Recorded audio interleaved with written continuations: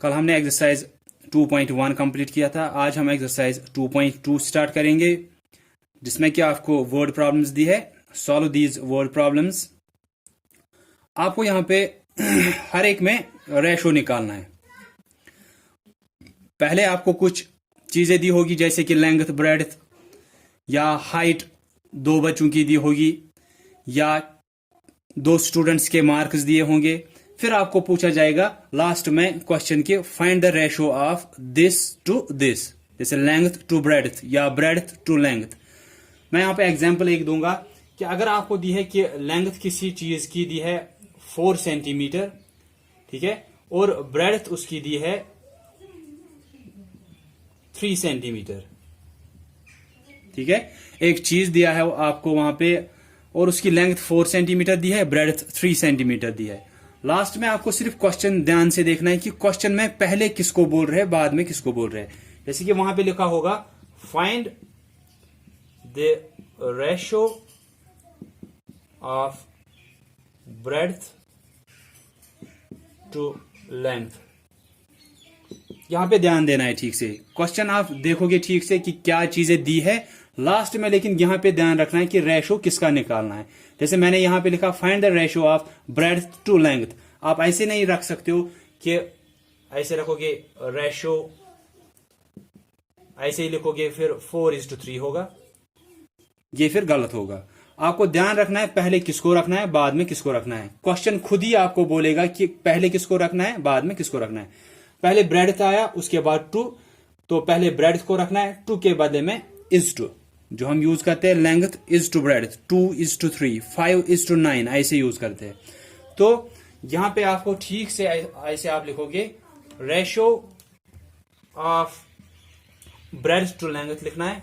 तो breadth to length, तो पहले ब्रेड्थ आया तो पहले ब्रेड्थ का ही लिखना है, वो 3 सेंटीमीटर है, 3:2 के बदले में इज टू, देन लेंथ आया वो 4 सेंटीमीटर है, या सेंटीमीटर को आप छोड़ो, रेशो ऐसे आएगा 3:4।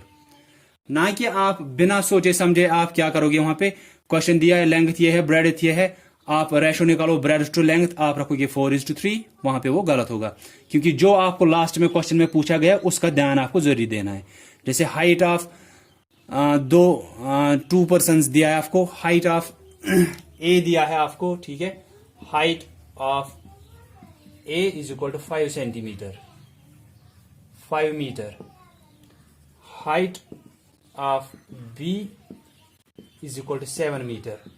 अब लास्ट में आपको क्या देना है ध्यान कि पहले किसको रखना है, बाद में किसको रखना है, वो आपको क्वेश्चन खुद ही बोलेगा। ये नहीं कि पहले आपको हाइट ए की दी है तो आपको रेशो भी, शायद रेशो में भी हमेशा 5 को ही पहले रखना है, देन इज टू, फिर बी यहां पे दिया है तो 7 रखना है। नहीं, वो देखना है वहां पे कि वो पूछ क्या रहे हैं। आपको वर्ड प्रॉब्लम्स का ठीक से ध्यान रखना है कि अगर वो पूछ रहे हैं find the ratio of B to A, ऐसे पूछ रहे तो पहले बी का रखना है, बाद में ए का रखना है। अगर वो पूछ रहे हैं find the ratio of A to B, तो फिर पहले ए को रखना है, फिर बी को। अगर बी टू ए लिखा है तो बी का पहले लिखना है 7, इसके बाद में इज टू, उसके बाद ए का 5। अगर आपको पूछा गया है लास्ट में find the ratio of A to B, तो पहले ए का ही रखना है 5, देन इज टू 7। सिर्फ क्वेश्चन में आप ध्यान दोगे किसका पूछा गया है, क्योंकि मैंने वहां पे देखा कि कुछ जैसे सेकंड क्वेश्चन जो वहां पे है उसमें क्या पूछा गया, in mathematics Sunita scored 75 marks, Sunita को 75 मार्क्स मिले और विनीता को 25 मार्क्स मिले। Find the ratio of Vinita's marks to Sunita's marks. तो यहां पे क्या पूछा गया लास्ट में, फाइंड द रेशो ऑफ, आप रेशो ढूंढो किसके मार्क्स का, विनीताज मार्क्स। तो पहले विनीता के मार्क्स रखने, बाद में सुनीता के मार्क्स। ये ठीक से यहां पे देखना है, क्योंकि क्वेश्चन में आपको क्या दिया गया, पहले सुनीता के 75 मार्क्स दिए है, फिर विनीता के 25 मार्क्स। लेकिन क्वेश्चन क्या पूछा गया है उसके बाद, आपको ये नहीं पूछा गया है कि आप सीधे रेशो निकालो। अगर सीधे पूछते वो वहां पे फाइंड द रेशो, तो पहले आप पहले वाले को ही रखते, फिर दूसरे वाले को। लेकिन जब वहीं से वो पूछ रहे हैं find the ratio of Vinita's marks, that means आपको पहले विनीताज के मार्क्स रखने हैं। टू हुआ वहां पे इज टू, देन उसके बाद आपको सुनीता के मार्क्स रखने हैं। वो आपको ध्यान से देखना है, पहले किसको रखना है, दूसरे दूसरा उस इज2 के बाद किसको रखना है। तो अब हम वर्ड प्रॉब्लम्स को यहां पे देखेंगे। फर्स्ट वर्ड प्रॉब्लम क्या है, सिर्फ आपको क्या करना है, फिर जैसे मैंने बोला कि हर टाइम आप क्या करोगे, जब भी आप किसी को भी रेशो की शक्ल में लिखते हो उसको लास्ट में जरूरी सिंपलेस्ट फॉर्म में लिखना होता है। अगर आपको कैंसिलेशन आती है तो आप कैंसिलेशन कर सकते हो, अगर नहीं आती है कैंसिलेशन तो आप क्या करोगे, आप एचसीएफ निकालोगे न्यूमरेटर और डिनोमिनेटर का, उसी एचसीएफ से आप न्यूमरेटर को भी डिवाइड करते हो, डिनोमिनेटर को भी डिवाइड करते हो, ताकि सिंपलेस्ट फॉर्म में आपका आंसर मिले। तो पहला क्या दिया है आपको वहां से, the length of Indian flag is 90 centimetre and the breadth is 60 centimetre. तो आपको लेंथ ऑफ इंडियन फ्लैग दी है 90 सेंटीमीटर और उसी की ब्रेड्थ दी है 60 सेंटीमीटर। फिर क्वेश्चन क्या दिया गया है, find the ratio of its length to breadth. That means पहले लेंथ रहेगा, फिर टू के बदले में इज टू, देन ब्रेड्थ उसके बाद। तो हम क्या लिखेंगे, हम लिखेंगे लेंथ ऑफ इंडियन फ्लैग, क्योंकि ये वर्ड प्रॉब्लम है तो वर्ड्स में लिखना जरूरी होता है। Length of Indian flag is equal to 90 centimetre, then breadth of Indian flag is equal to 60 centimetre. उसके बाद क्वेश्चन क्या पूछा गया, ratio of its length to breadth हमको देखना है। तो रेशो ऑफ लेंथ जो पूछा गया है वही आप भी निकालोगे, length to breadth. Ratio of length to breadth, पहले लेंथ 90 सेंटीमीटर, 90 टू के बदले में इज टू, देन ब्रेड्थ 60। उसके बाद इसी को लिखोगे आप फ्रैक्शन की शक्ल में 90/60। लास्ट में 0 है, लास्ट में 0 है, कैंसिल होगा, वहां पे 9/6 रहा। अगर आप एचसीएफ निकालना चाहो आप एचसीएफ निकाल सकते हो। अगर आप देखोगे तो वहां पे एचसीएफ आपका 3 आएगा। अगर आप एचसीएफ नहीं निकालना चाहते हो आप यहां पे कैंसिलेशन भी कर सकते हो कि दोनों किसके टेबल में आ रहे हैं, 3 के टेबल में। 3 2s are 6, 3 3s are 9, वो हो गया 3/2। उसके बाद में लिखोगे आप 3:2 लास्ट में वापस, क्योंकि आप रेशो निकाल रहे हो। तो अगर आप ऐसे करते कि 9/6 वहां से आया था, उसके बाद अगर आप एचसीएफ का देख रहे हो आप 9 का देखोगे ऐसे, 3 3s are 9 बस, देन 6 का 2 3s are 6। तो 9 के बदले में क्या आया, 3 मल्टीप्लाइड बाई 3, 6 के बदले में आया 2 मल्टीप्लाइड बाई 3। कॉमन क्या आया, सिर्फ 3 आया, ठीक है। तो कॉमन अगर सिर्फ 3 आया तो एचसीएफ भी 3 ही होगा। कॉमन सिर्फ 3 आया तो एचसीएफ भी 3 होगा। तो इसका मतलब क्या है, जो एचसीएफ आया उसी से आप न्यूमरेटर को भी डिवाइड करना है, डिनोमिनेटर को भी। तो 9 डिवाइड बाई 3, 6 डिवाइड बाई 3। जब आप 9 को डिवाइड करोगे 3 से वो 3 आएगा, 6 को डिवाइड करोगे 3 से वो 2 आएगा। तो वही होगा 3:2, जो कि आपको यहां से कैंसिलेशन से भी निकलेगा। तो एचसीएफ आपको आ रहा है करने को, तो आप उसी से करोगे, फिर उसी एचसीएफ से न्यूमरेटर को भी डिवाइड, डिनोमिनेटर को भी डिवाइड।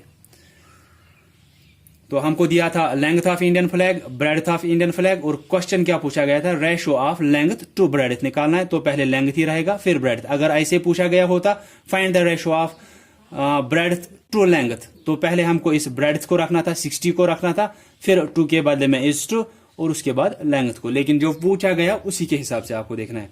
जैसे कि क्वेश्चन नंबर 2 का मैंने अभी पहले ही बोला, इन मैथमेटिक्स सुनीता के मार्क्स आपको दिए है 75 और विनीता के दिए है 25।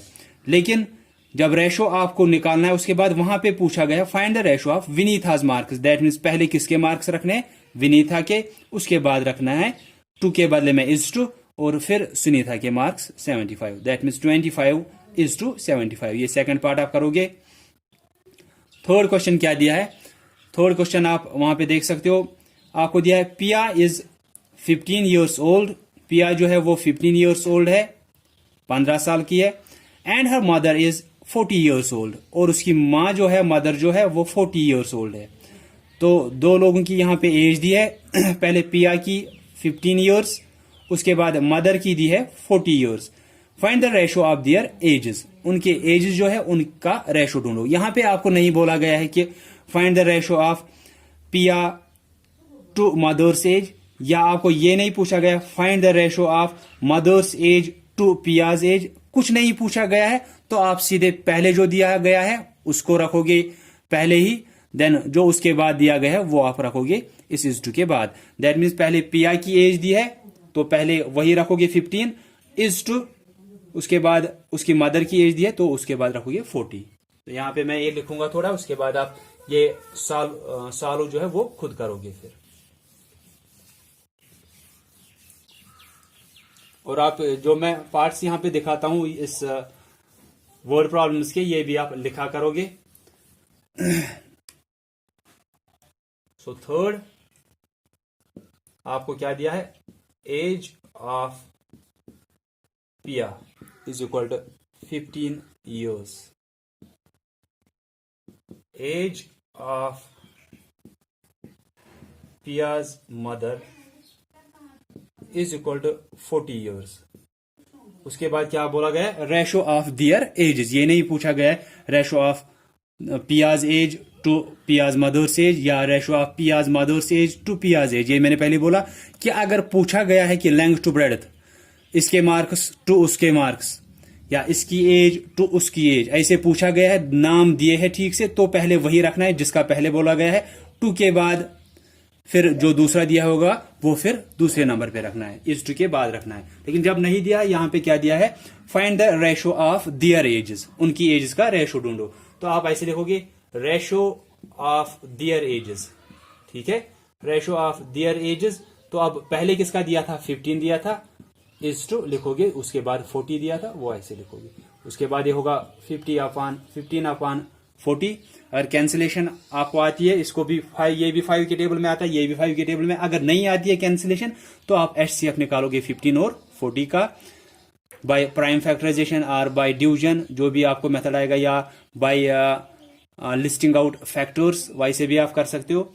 तो जो भी तरीका आपको आता है HCF निकालोगे, फिर उसी HCF से न्यूमरेटर को भी डिवाइड, उसी HCF से डिनोमिनेटर को भी डिवाइड, उसके बाद जो हमको नया वहां पे से फ्रैक्शन मिलेगा वो सिंपलेस्ट फॉर्म में होगा, सिर्फ उसको क्या करना होता है, फिर वापस रेशो की शक्ल में लिखना होता है लास्ट में।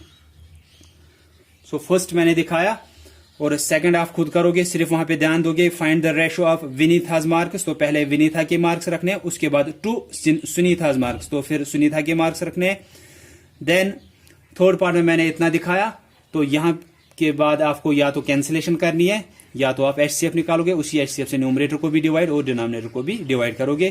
क्वेश्चन नंबर 4 और 5 जो है ये हम कल करेंगे, ये थोड़े बड़े हैं आपको, क्योंकि एक ही क्वेश्चन में आपको 2-2, 3-3 पार्ट दिए हैं, तो ये हम कल करेंगे। So that's all for today. I hope कि आपको समझ में आया होगा। If anyone will be having any type of confusion, आप पूछ सकते हो मुझे। सो आई डोंट थिंक कि इसमें कुछ ज्यादा मुश्किल था, सिर्फ आपको दोनों चीजें दी थी, फिर लास्ट में क्वेश्चन पे सिर्फ ध्यान देना है कि पहले किसको रखना है और इज टू के बाद किसको रखना है। So that's all for today. Thanks all of you for listening carefully.